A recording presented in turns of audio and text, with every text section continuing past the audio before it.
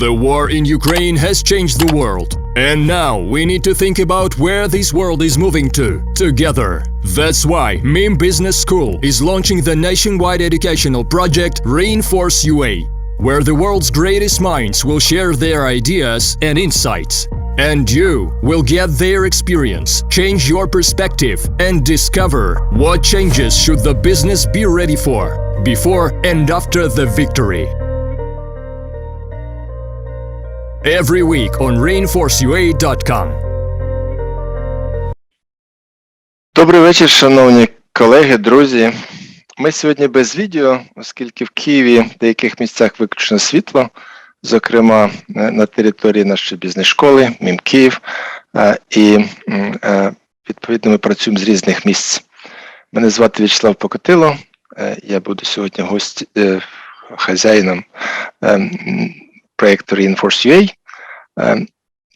Проєкт англомовний, ми будемо говорити англійською, тому всіх, хто потребує перекладу, я прошу натиснути кнопку Interpretation внизу.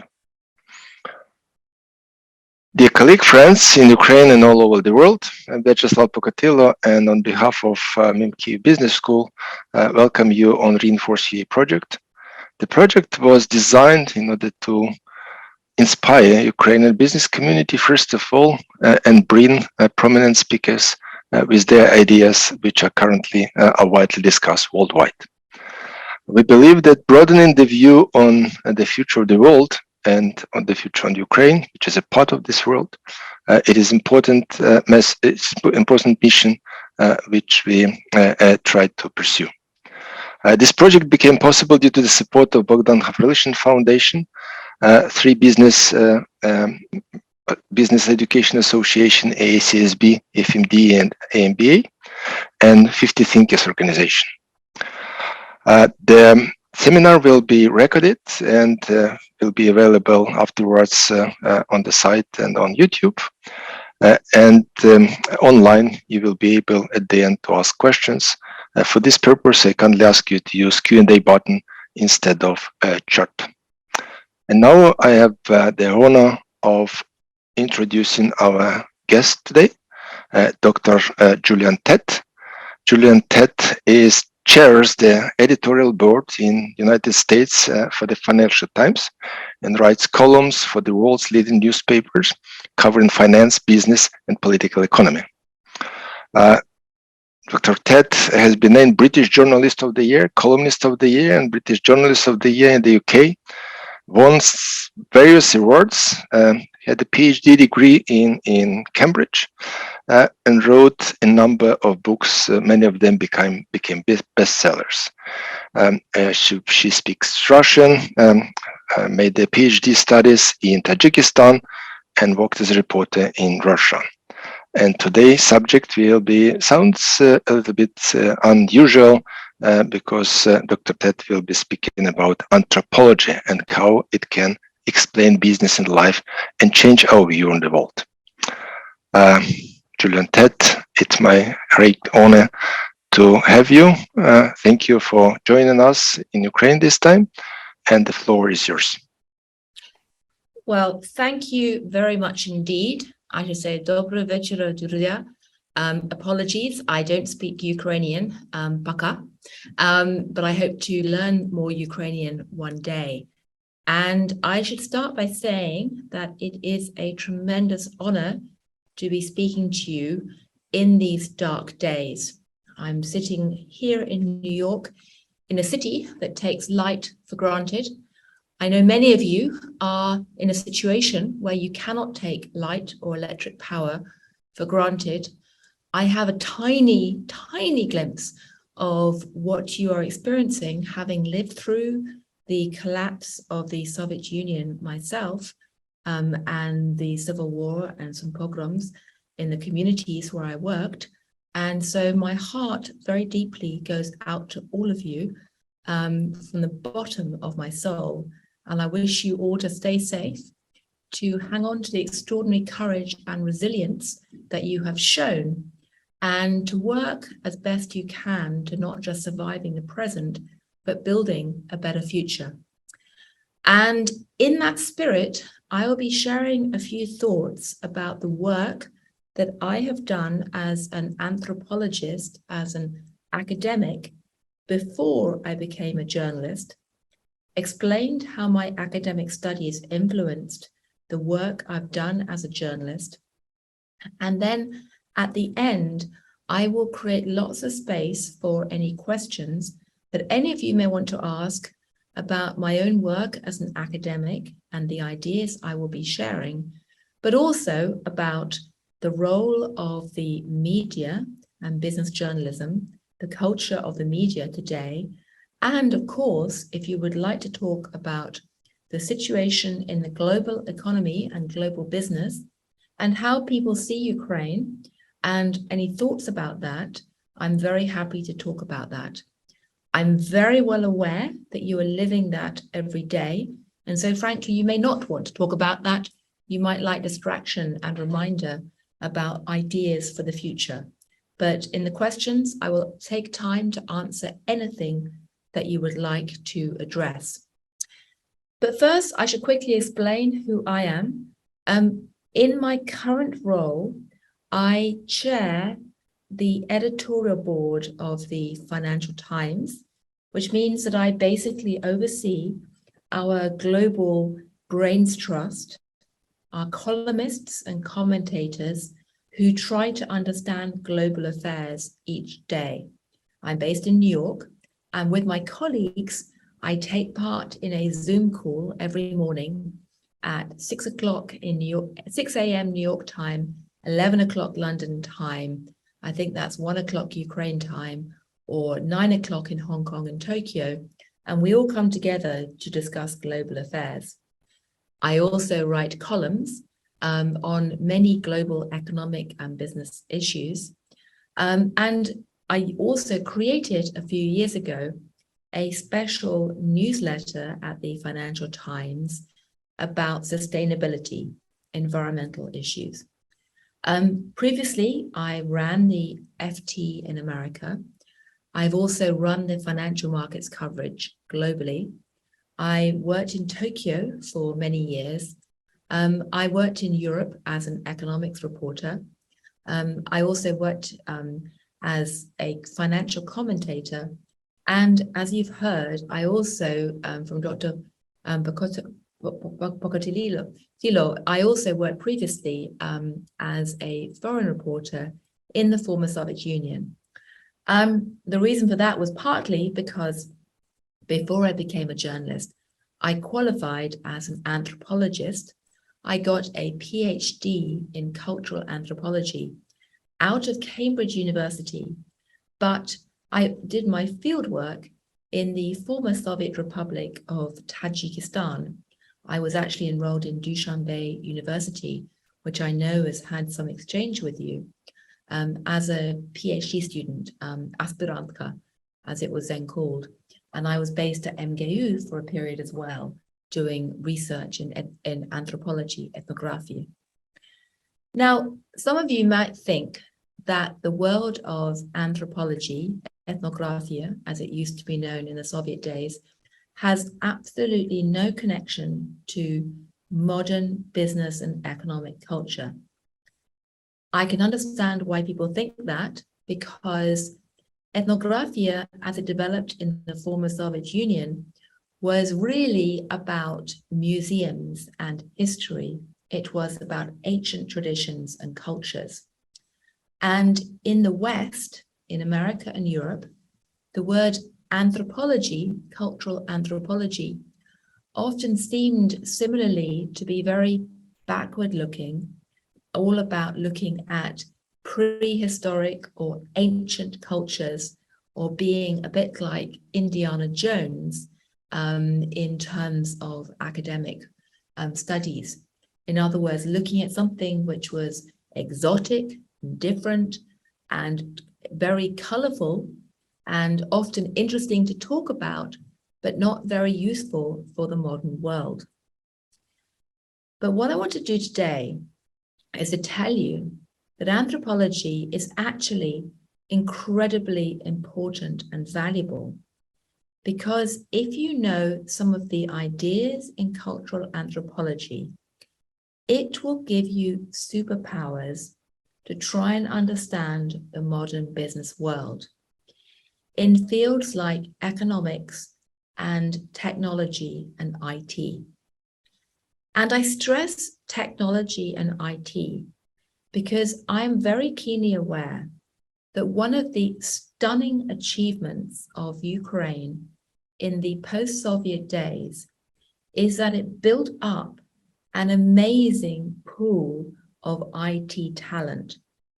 Many hundreds of thousands of Ukrainians have trained to be some of the best back office IT workers in the world. And many entrepreneurs have built incredible businesses by using these IT computing tech skills. And I deeply salute Ukraine for having done that. I deeply salute the Ukrainian Institutes of Education for having trained up a generation who have done this. And I'm keenly aware that these IT workers are not just going to be the backbone of any future drive to build Ukraine's economy, to model yourself on Israel, if you like, but I'm keenly aware that today, many of the IT workers and IT entrepreneurs are now serving in your armed forces and playing a truly remarkable role in developing new innovation strategies that are helping Ukraine to fight the war. So I salute you deeply for that. And I should also say that the extraordinary innovation and resilience and creativity of your tech and IT entrepreneurs has been noticed around the world. And after the war in the future, I can guarantee that Western companies will be wanting to hire your IT workers, your business leaders, to invest in your IT companies and to look at the incredibly innovative skills you have developed for the future. So congratulations. But what I want to say to you today is that even as Ukraine develops incredible tech talent, looking to social sciences like anthropology is very, very powerful. It can be a superpower. And the reason is this. What anthropology is about is not so much studying exotic, different, colorful rituals and traditions and things you put in a museum. It's about recognizing that human beings are human beings and operate with tribal patterns and with social networks and with symbols and rituals and culture wherever they function, whether that is in the Amazon jungle or in an Amazon warehouse or on the Amazon boardroom. We are all human and we are all clouded by the cultural patterns that we inherit around us.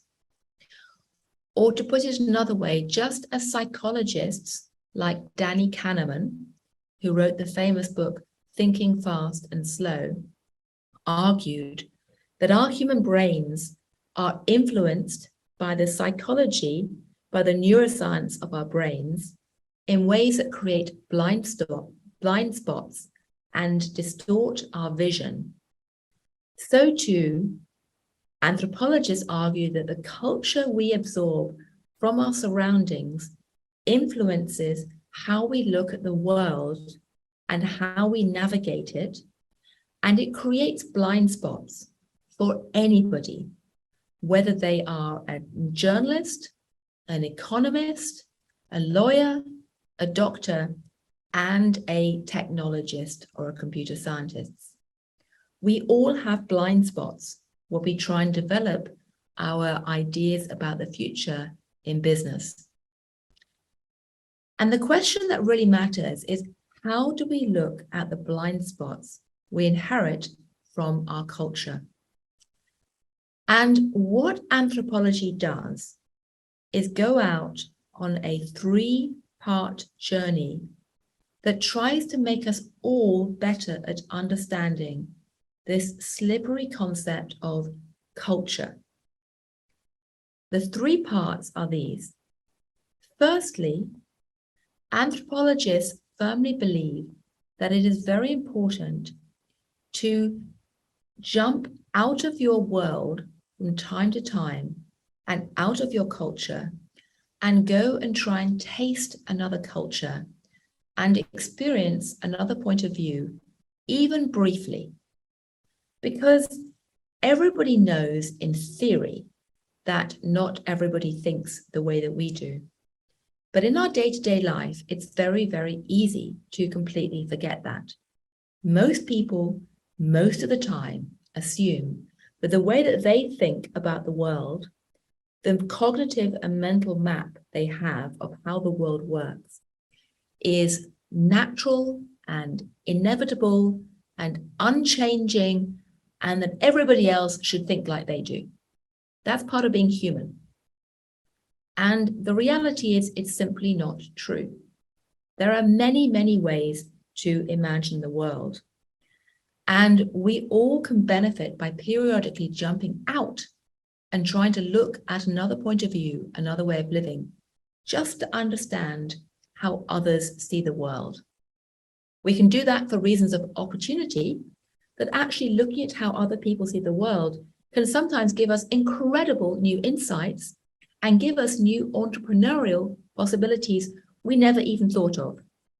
To go back to the story of Ukraine's amazing IT sector, many, many young IT entrepreneurs in recent years have effectively tasted a tiny bit of Silicon Valley culture as the Ukrainian tech sector has grown up. And they've learned from what Silicon Valley does and brought it back to Ukraine as a fresh set of ideas and brought new cultural thinking back to Ukraine for tremendous entrepreneurial benefit. So but secondly, learning how other people think can also be very powerful defensively. It makes you understand that maybe other people don't think the way we do, and perhaps you need to realize actually your assumptions about them could be completely and totally wrong.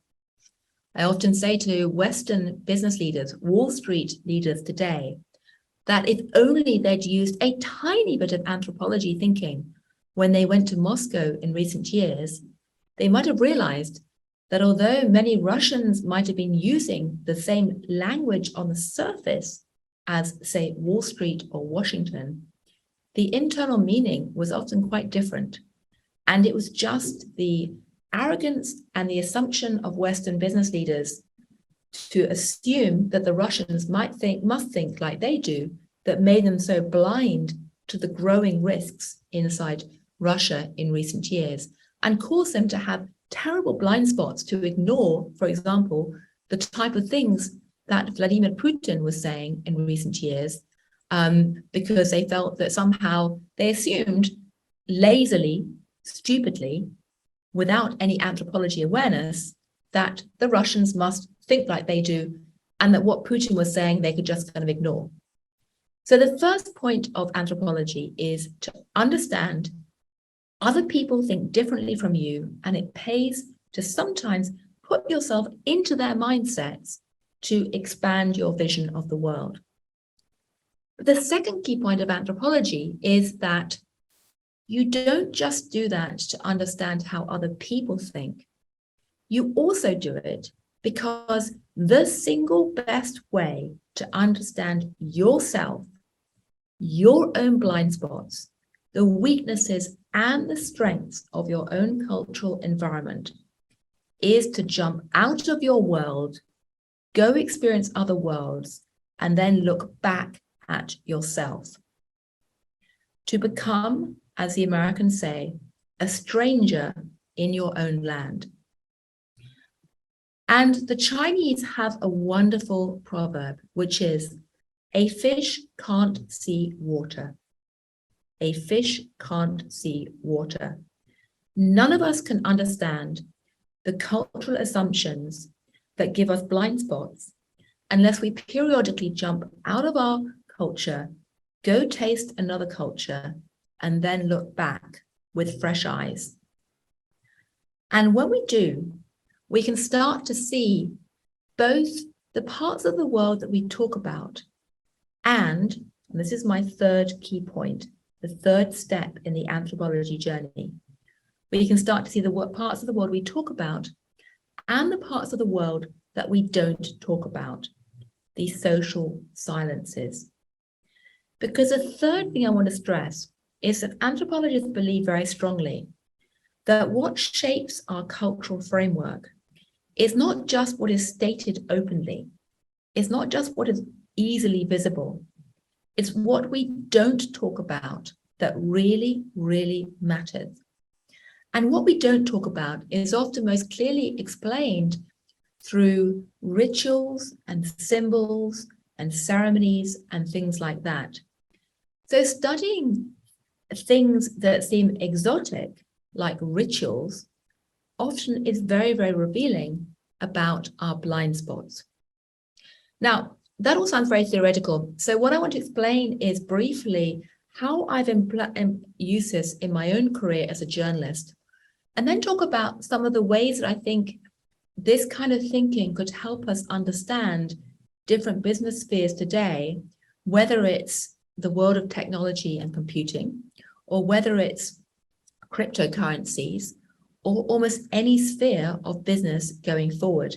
And then lastly, I'm going to say a couple of very brief words about why I think this framework is so important for the tech sector today. But let me just quickly give you some background to illustrate what I mean by talking briefly about my own life. And let me try and share my screen. I'm not very good at this. I'm not nearly as good as technology as most of you guys are. And let me try. Okay. Can you just do a quick thumbs up if you can see my screen now? Hopefully you can. Great, thank you, thank you. Okay, so I've just been saying, so I want to basically just explain to you why anthropology matters and why what I'm saying is, I think, so important, because one of the other points I want to impress very strongly is that in the late 20th century in the West, people who worked in business and worked at business schools developed a set of intellectual tools to navigate the world, which were very useful, but all had a fatal flaw. And these tools were things like economic models, balance sheets, and big data sets. And these are all brilliant tools that arose really in the second half of the 20th century. They are often very, very good as a compass to navigate the world with. But the problem is that they are only as good as what you put into the model or onto the balance sheet or into your big data set. And what you leave out can matter, because if what you leave out is changing or important, then essentially your economic model can end up being completely overturned by things you didn't see. We're seeing this right now in the case of Ukraine and Russia, because the vast majority of economists who made models about where the world was going, a decade ago, did not put into their model anything like the pandemic or geopolitical risk or anything like that. So one of the other ways to understand the value of anthropology is that what anthropology does is say, we need to look at the cultural context in which models are created. We need to understand the assumptions behind the models, the tech programs, the big data sets, the balance sheets that we create. And so again, what anthropology does is to go from essentially looking at the world around us using our models, but then trying to put it into cultural context to see what we don't put in our models or onto our balance sheets. If you don't do that, I argue, it's a bit like someone with a compass walking through a dark wood at night and just looking down at the compass dial all the time. If you do that, you're going to walk into a tree. You will trip over a tree root. You need to have your compass, look at it, but then look up and around and see what you might be missing, because it's not on your compass dial. And that's sort of what anthropology does. It says, let's try and look at cultural context and try to make sense of what we might be missing because of our assumptions about how the models we're going to look at the world actually work. And as I said, what anthropologists do is really go through a three-part journey. The first part is to try and periodically taste something unfamiliar. In my case, I trained as a classic anthropologist. So I went off and did my PhD work by immersing myself in Soviet Tajikistan in the last 2 years of the Soviet Union. That is me living up in Soviet Tajikistan in a village about 3 hours away from Dushanbe back in 1989, and basically living with a series of wonderful Tajik families trying to understand something very different from my own culture. That's me again with some of the families I was living in the village I was working.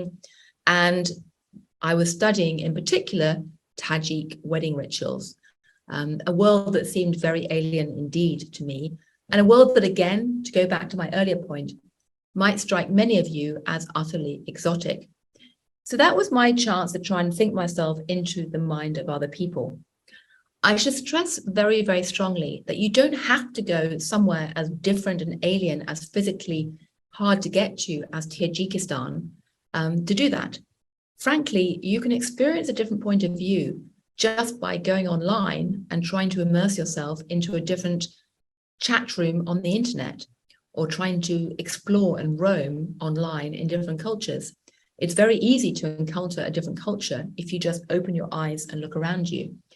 And all that's really needed is just the attempt to jump out of your fishbowl and go and talk to other people for a period to actually see a different perspective.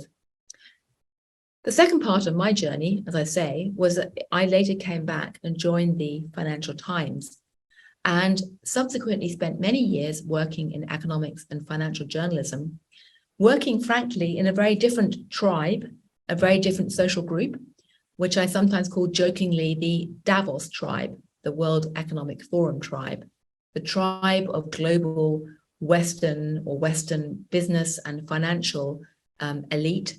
The picture on the left is me with people like Jamie Dimon and Chelsea Clinton at Davos. The top right is a picture of me doing the television studios, which is part of the everyday life of anyone who's part of that tribe. One of the great rituals, very different ritual from Tajik tribal wedding rituals, but still a ritual. And the bottom right is a Zoom call of the sort we all do every day, where I'm busy talking to the central bank governors like Jay Powell and Christine Lagarde. And last but not least, and as part of that, I spend a lot of time in Silicon Valley with people like Sheryl Sandberg and others, talking to them about how they operate and live their lives. So the second part of my journey was about flipping the lens and trying to use the experience of being an outsider to look back at my own more familiar world and the ways that it is structured. And the third part really was about social silences, about looking at the parts of the world we don't talk about, because it's either seen as obvious or boring or geeky or dull. And social silences really matter. I can't stress this strongly enough. I first encountered this in a very practical way back in 2005, when I was running the financial markets coverage for the Financial Times, and went to a series of investment banking conferences and tried to analyze the rituals in the same way that I had analyzed the rituals of the Tajik weddings in Tajikistan that I studied as an anthropologist. I mean, ironically, an investment banking conference is rather similar in terms of its social function to a Tajik wedding, because just as a wedding ritual pulls together a scattered tribe and enables people to essentially reaffirm their social networks and reinforce and reflect a shared worldview. That's what wedding rituals of any sort do, whether it's a Tajik wedding, an English wedding, a Ukrainian wedding. You're essentially defining who your group is and how you imagine the world symbolically. So too, an investment banking conference pulls together a scattered tribe, allows them to reaffirm their social networks and to both reflect and reproduce a shared worldview, a shared culture, which can be both good and bad. And what I saw in 2005 and 6, before the great financial crisis, was that you had groups of financiers who were engaged in financial innovation, who had a very strong creation mythology, a very strong belief, almost evangelical fervor, that they alone as financial innovators had this unique technology that no one else did. Nobody else understood it. They spoke a specific language that seemed to give them power, not Tajik, but banking jargon. They used words like CDOs, CDS, all this kind of financial jargon, which gave them power. But precisely because they were such a close-knit tribe who were so convinced of their own genius and so in love with the idea that their clever innovations were going to save the world, they couldn't jump out of their fishbowl and look back at themselves as others might see them and see their blind spots. And they had lots of blind spots. And one of the biggest blind spots was that they claimed they were doing all of this innovation to help end customers, but there were never any faces in their PowerPoints. And that reflected a mentality, it wasn't an accident, it reflected a mentality that thought that finance in 2005 was this kind of esoteric game which was disconnected from real life, and where little people, poor people, didn't kind of really matter. And some of you may have seen that wonderful movie, The Big Short, about the financial crisis, where some hedge fund traders go and meet some ordinary Americans who have taken out subprime mortgages. And it was actually a pole dancer or a lap dancer. And they turn around when they see what she's doing with it and go, wow, you're doing that with subprime mortgages? And the thing that's shocking was not that the hedge fund traders were shocked. The thing that was shocking was that there were so few hedge fund traders, so few central bankers, so few economists who were actually going down and looking on the ground at what their abstract creations were actually doing. So few people who lived in their secluded ivory towers, their protected elite circles, had any idea of what their actions were actually producing on the ground. That the financial sector as a whole, the financial elites, were completely blind to how their neat models of how the economy and financial system was supposed to work, they did not understand how it was actually going badly wrong on the ground in a different tribe, a different world from what they were used to. In many ways, the story of the great financial crisis was a story of a lack of anthropology thinking to understand the risks that were developing in finance, because no one was looking at the social silences in the financial system in 2005, 6, 7. So I use this anthropology thinking to make sense of finance. But then when I moved to America, I used it to make sense of many, many other areas. Thinking like an anthropologist and looking at social silences and having respect for the idea that not everyone thinks like I do helped me to see in 2016 that it was very likely that Donald Trump would win the election. Even though most of the media tribe, who essentially had been trained to think that everybody else should think like they do, most of the media tribe simply discounted and ignored Donald Trump for a long time. Thinking like an anthropologist also helped me to understand the risks inside Silicon Valley of a looming techlash, a backlash against technology. Because as you saw from the slide, I first went to Silicon Valley back in 2010, 2011. And the thing that struck me the minute I got there was that Silicon Valley leaders were very similar to Wall Street leaders in that you had, once again, a very close-knit social group, a tribe, if you like, who all spoke an elite language that no one else understood. In this case, it was basically coding.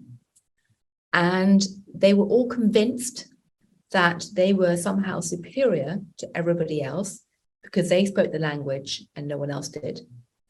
They had a very strong sense of their own identity and a very strong network, and they tended to live in their own little tribal group, their silo, their bubble. And they kind of had a creation mythology and evangelical belief that what they were creating, their innovations, were self-evidently good and would always be good, and that they were basically going to be helping humanity as a whole. And they couldn't see the fact that on the ground, the internet was producing not just good consequences, but also bad consequences. And there was having an effect that was often very different from what the original innovators had expected. But because they were living in this elite bubble, they simply couldn't see how other people saw them, and they couldn't see the bad downside of the internet and social media platforms. And as a result, they couldn't see the looming tech clash, the backlash that came up to hit them later. This framework's also been very useful for looking at things like cryptocurrencies, because if you think about it, the world of cryptocurrencies is an area where you can't begin to understand what is happening just by using the classic economic tools that people have used to understand financial markets in the past. If you're an economist, if you are a financier who's trained in the late 20th century thinking, the kind of CFA vision of how markets are supposed to work, you look at things like financial flows and you try and value things according to financial flows and supply and demand. And finance is seen as really being a game that's all about numbers and about models and equations and almost nothing else. That's how people have seen the world of money in recent years. But cryptocurrencies is really about far more than that. And you need to use social science along with economic science and computer science to understand it. One reason is that a lot of what's happened in the cryptocurrency world in recent years has been about social networks and about a sense of tribalism and identity and ways of signaling using symbols and rituals, which actually matter, even though they're very alien to many 20th century economists. So when, Elon Musk has tweeted about something, economists think, oh, that's a totally irrelevant meme. Why would anyone care? But that meme is actually helping to define the networks that are taking part in the cryptocurrencies and helping to drive a sense of value and helping to actually create the meaning and the impact of this new money. Similarly, you can't look at cryptocurrencies without thinking about issues around power and trust.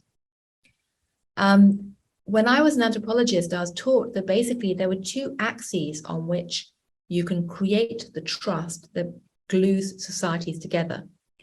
You either have a horizontal axis where people trust each other as a peer group, and that works when you're a small group who all know each other, or if groups become big, you have vertical trust, and essentially you trust in a leader or an institution.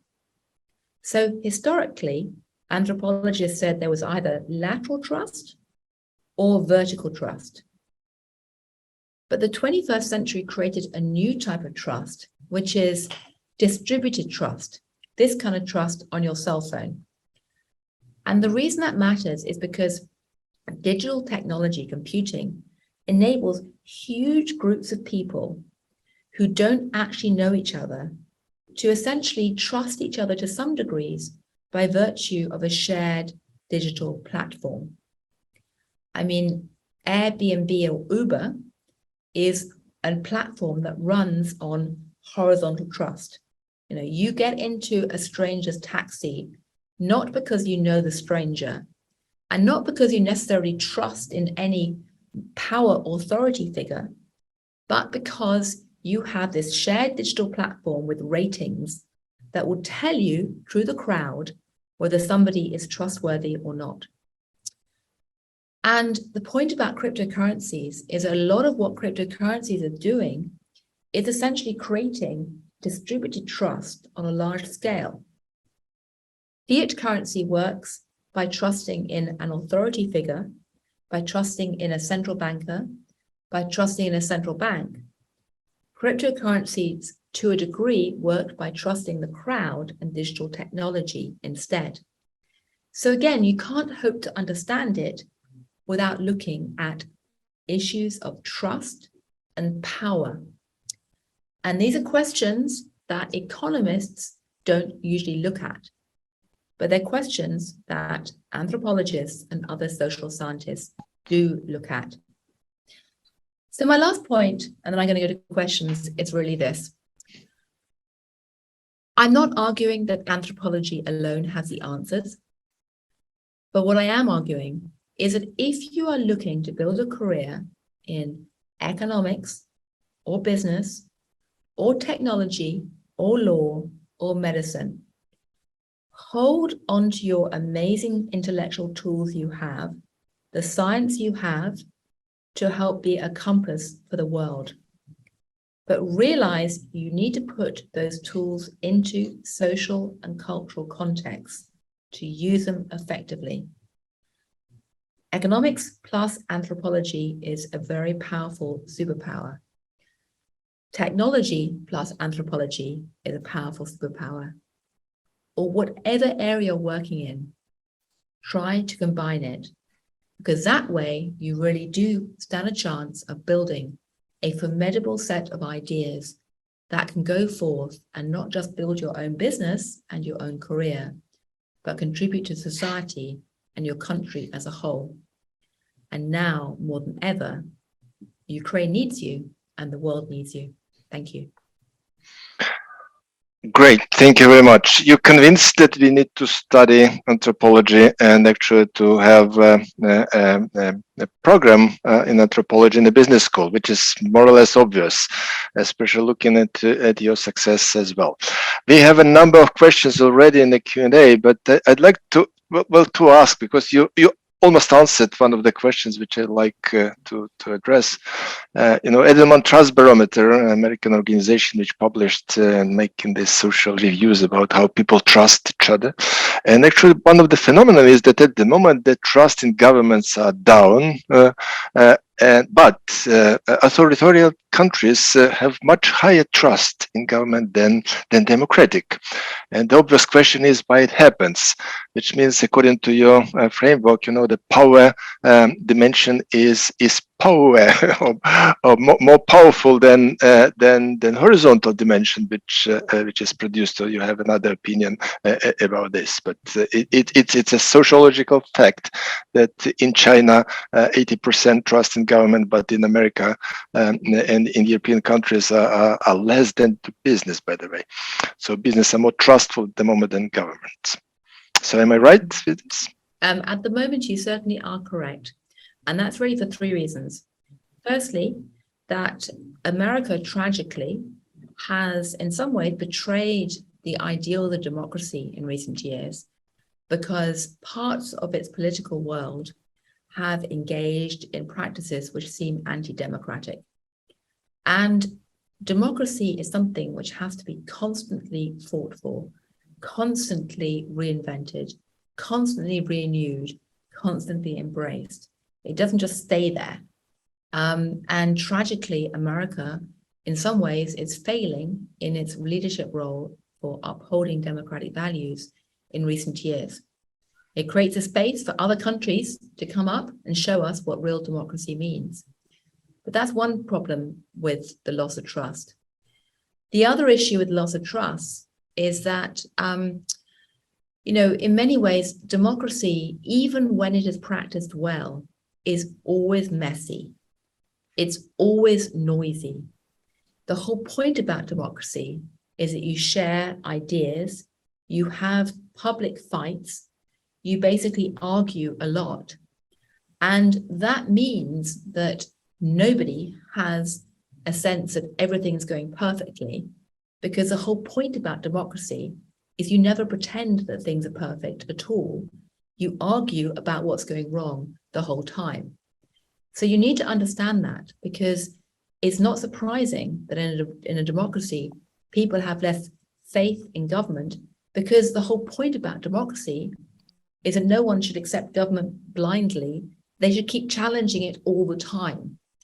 And the problem with authoritarian systems is that the dominant culture is that everyone has to be totally obedient to government all the time, or at least pretend to be. And they pretend that everything is perfect in terms of decision making because there isn't constant challenge. But unfortunately, as a result, it in some ways can be a very fragile system. If something goes wrong, it suddenly goes wrong. It can be a system that builds great cynicism and great doublethink. And the last point is that democracy also operates through a series of checks and balances. It's not a question of having just one pillar or one leg of a stool. If you imagine a three-legged stool, you have government, you have business, and then you have civil society. And all parts of it really, really matter. And it's important that people trust business, or at least they look to business for leadership alongside government and alongside civil society. So it's not necessarily a bad thing that people have maybe an equal level of trust in business and government and civil society. In some ways, it's a healthy thing. I am not saying that in any way the American model or the Western model is right, perfect, or even necessarily what Ukraine should be aspiring to. Frankly, in some ways, you can do it better, because much about America has been badly tarnished. But I think that's important to think about when you look at how these surveys are indicating what is going on. And it's also important to think about the fact that in many parts of Europe, at least, there is a higher level of trust in government and business. Still could be better. Absolutely. Also a lot of lessons for business as well, as far as this trust and mistrust. And we had a number of lectures on this subject as well. But one more thing to say about that is that Milton Friedman, the American economist, created this idea which dominated in American business schools in the second half of the 20th century, that business should only look at shareholders and nothing else. And it's really important to understand that that idea of shareholder-first capitalism was a product of a specific moment in history and time. And the moment of history when the shareholder capitalism vision came to the fore was a time after World War II, when America felt quite stable and quite peaceful. And essentially, it was taken for granted that government could do good things, because government had just done good things in World War II, and that it was natural for business to outsource and hand over all the difficult social decisions and issues like environmental policy. That was seen as government's job, and business was just there to make profits and nothing else. And it was also a time when transparency was very, very low. There was no way for most people to know what was happening inside the corporate boardrooms in American companies in the 70s, 60s, 70s, 80s. Today, people, as you said, don't trust government to do things. And they also have radical transparency in terms of being able to look inside companies because of, our cell phones and all the internet connections. And in that context, the only way it makes sense for business to operate is to be aware of the societal context they're operating in, and be aware of how society sees them, be aware of how social norms are changing, and to be aware of what stakeholders do or do not expect. You might not be able to measure it precisely, but you need to look at stakeholders, not shareholders, in this new world. That's what we certainly learned in Ukraine over the last, let's say, dozen and a half years, passing several revolutions and now the war. So we know the social context matters, and then matters a lot for business. I'd like to switch to participants because they would blame me. Let's start for a second. As an anthropologist, Andrei asked, how do you look at the more and more increasing degree of virtualization of human life? One needs less and less physical activities, which is more and more subdued by virtual life. And I remember in one of the presentations you mentioned this idea why kids, teenagers are deep in their cell phones or whatever, and also made this kind of reference that the lack of free space, so they find the space in virtual world. But now it's for everybody. It affects everybody. What is your opinion? How it will change humans? Well, I think this is a very, very important question, particularly for a country like Ukraine, which, as I say, has got such a vibrant tech sector, and also unleashed some remarkable innovations like DIA and the whole world of cell phone apps. And there is both good and bad aspects to this world moving into cyberspace. The good aspects are that you can obviously have huge groups of people collaborating, sharing ideas, sharing information in a very creative way. And it changes the power structure and dynamics in the organization quite profoundly. I mean, I have a number of friends and friends of friends or people I know who are working in various digital roles in connection with the Ukrainian army, and who joke to me that what we're seeing right now is the world's first open source war, where essentially, as many of you in the audience will know, you have different battalions communicating with each other, not going up and down military hierarchies in the traditional military way, as for the most part, the Russian army is still organized going up and down. But you have the different technologists in different battalions and brigades communicating with each other through open source platforms, GitHub and others, to share ideas, sometimes post artillery coordinates, try and iterate and hack and have hackathons to try and deal with specific problems across the military structures. This is remarkable. And this is basically the Ukrainian army borrowing the processes that were common in the Western IT world in recent years into a military context. And I have no doubt that when the war is over, this pattern of innovation and horizontal self-organization can be used in a very powerful way in the future in a business, peaceful commercial context too. So lateral technology and cyberspace can deliver extraordinarily good things in terms of changing the patterns of self-organization. But as we all know, it can also deliver terribly bad things too. One of the things that happens when you go into cyberspace is you take the tribalism that you have in the real world and intensify it online.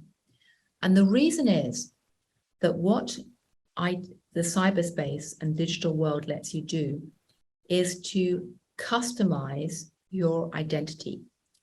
And by that, I mean that historically, humans were seen as a cog in a machine of society. We were derivatives of society.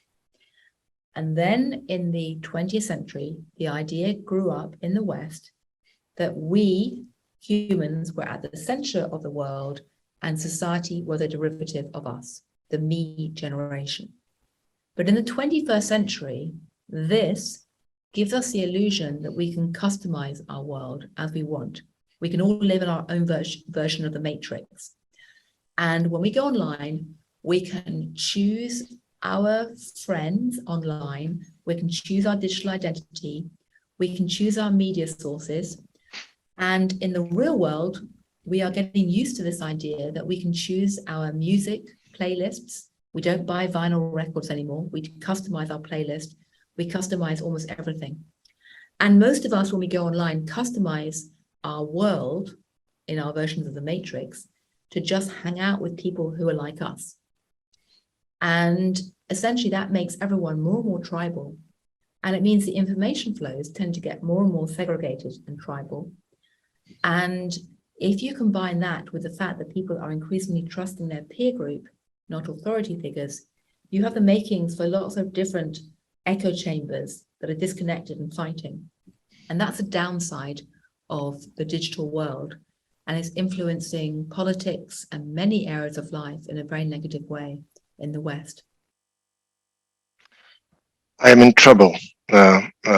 Normally we have 1 hour framework, but I would ask you, would you be able to stay a little bit longer? Then yeah, absolutely. It's yes. okay, because we have a number of questions, and I know that yes. people dislike me not paying attention to their questions, and there are some which would demand probably a couple of days to address.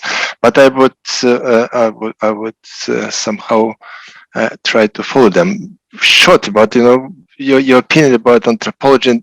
And Igor Nakonieczny mentioned that he learned about cultural anthropology course in the US college, and there was a definition of a culture like it's how different groups of people satisfy their needs in different levels.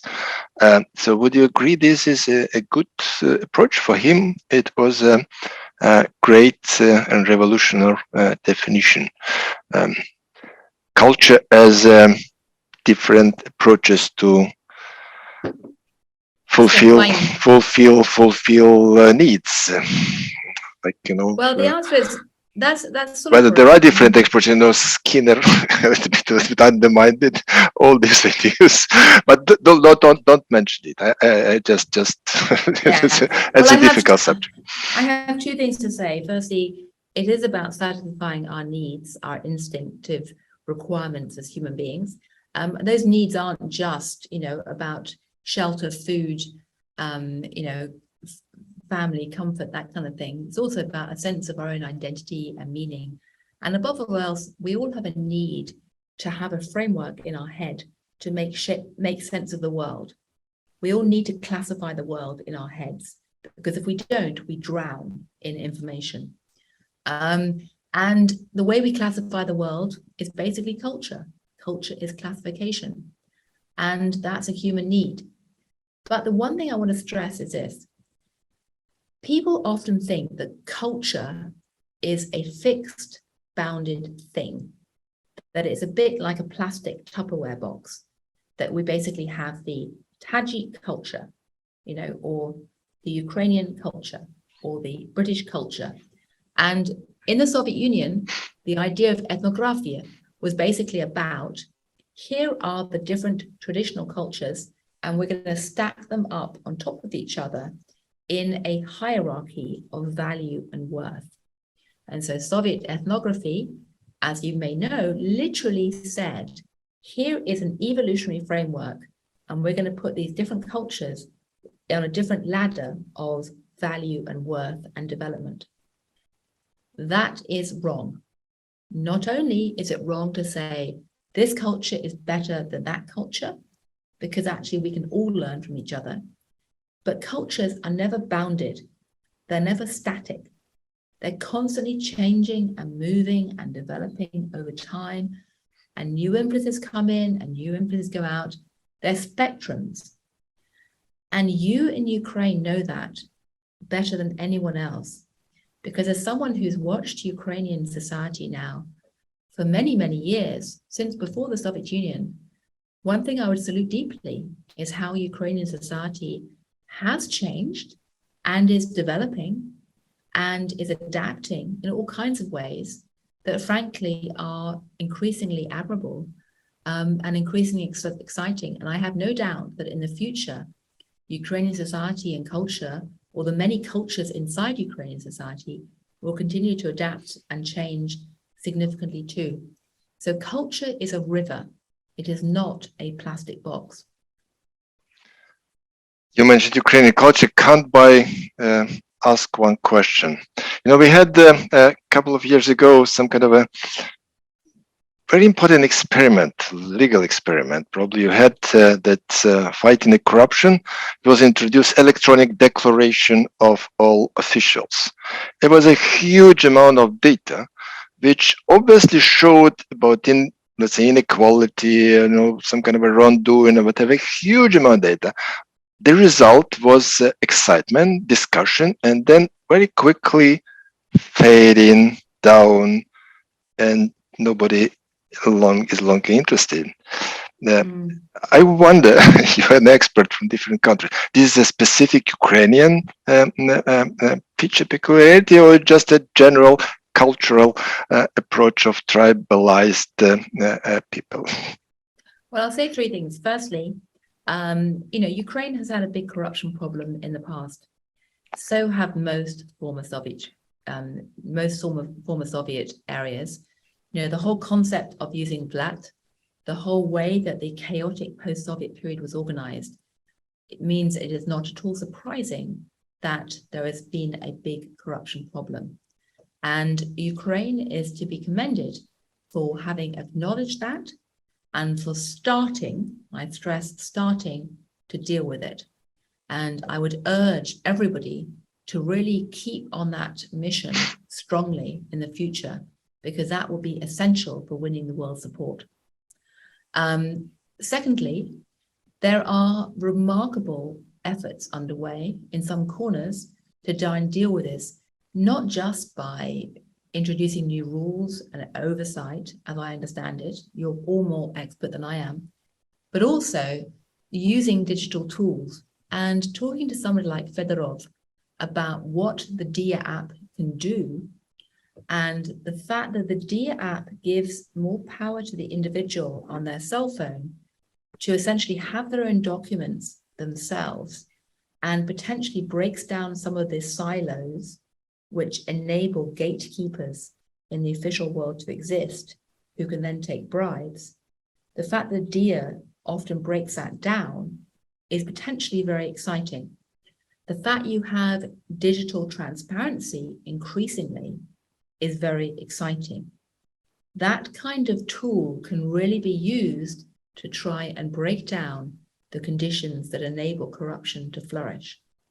However, my third point is that this never happens automatically.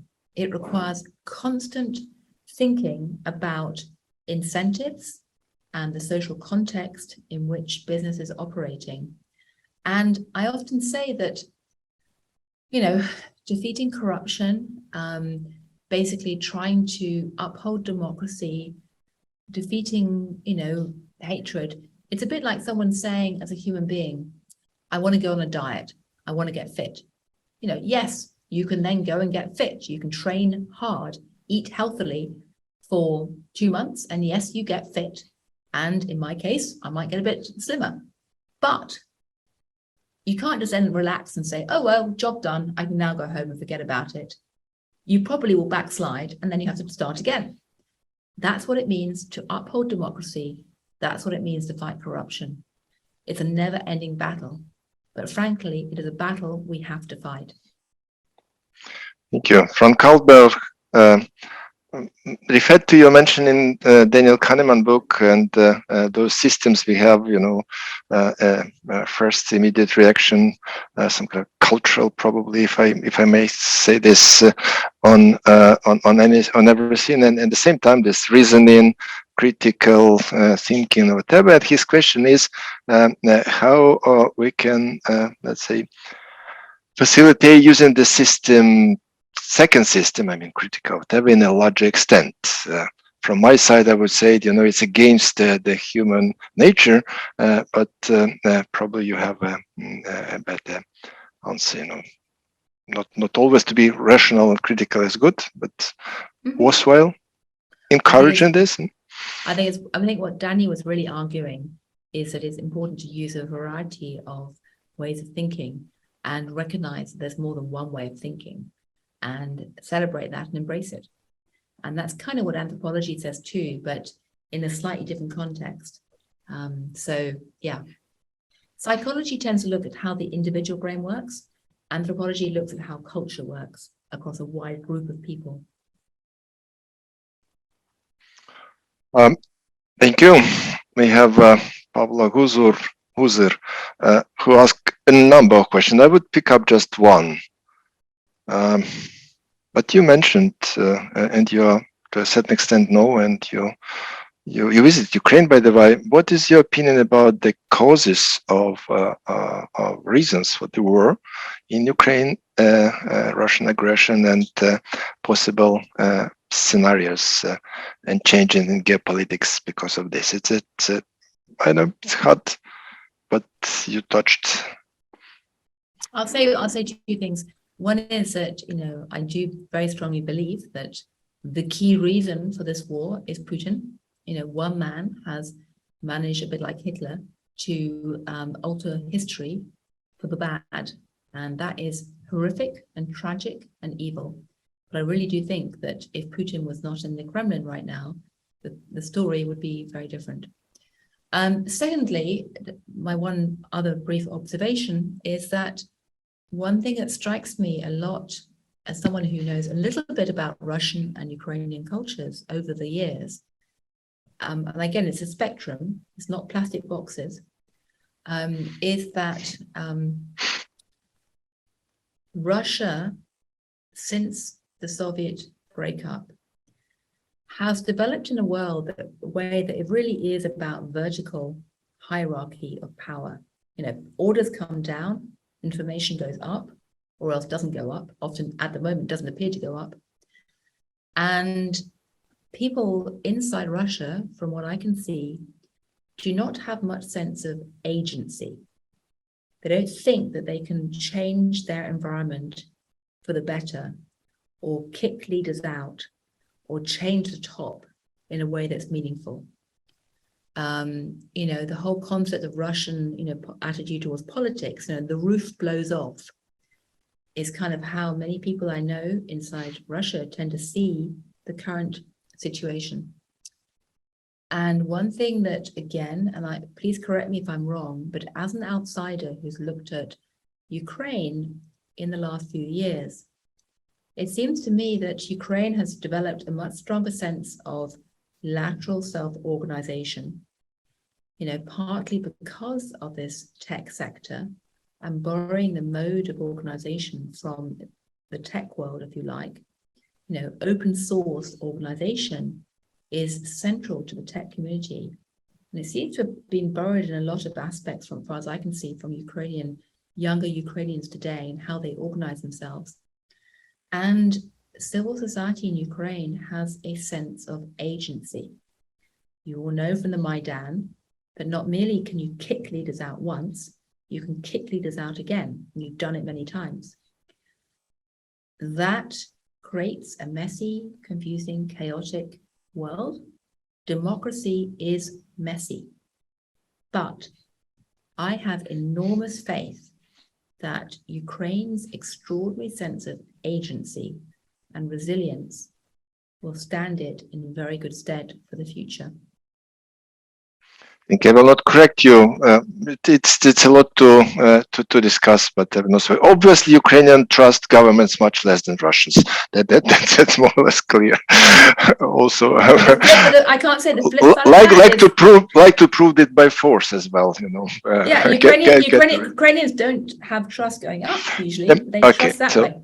Marta Trofimova, well, it's a broad question, but it's close to your expertise, not as an anthropologist, but and as a Financial Times editor.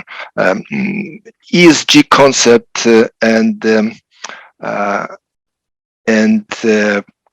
recent, this woke capitalism approach, to throw it away in America. What is your opinion about whether is environmental social governance concept will continue and will start growing and want more space than it used to be before? That's a great question. I think sadly this will have to be the last question because I'm going to have to go in about 2 or 3 minutes, and I do apologize profusely. Okay. No, it's okay. It's fine. That's I'm happy to come back again. I hope to come back and see you all in person, face to face soon. I was in Kyiv about a month ago, and I definitely plan to go back as fast as I can, and I very much look forward to supporting you however I can.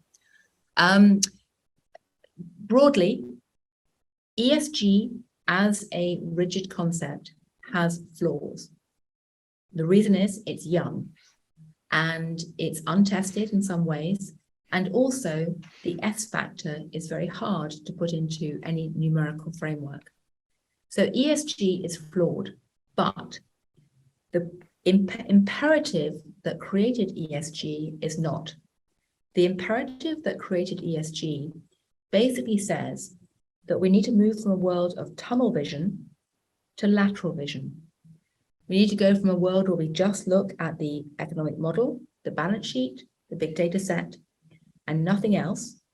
And we need to look at the context in which we're operating, to go back to my talk as an anthropologist. We need to go from just shareholders, tunnel vision, to stakeholders, wider. And that makes sense. The balance sheets of Western companies 10 years ago did not look at climate change. It was a footnote at best. They didn't look at social conflict. They didn't look at gender issues. They didn't look at war.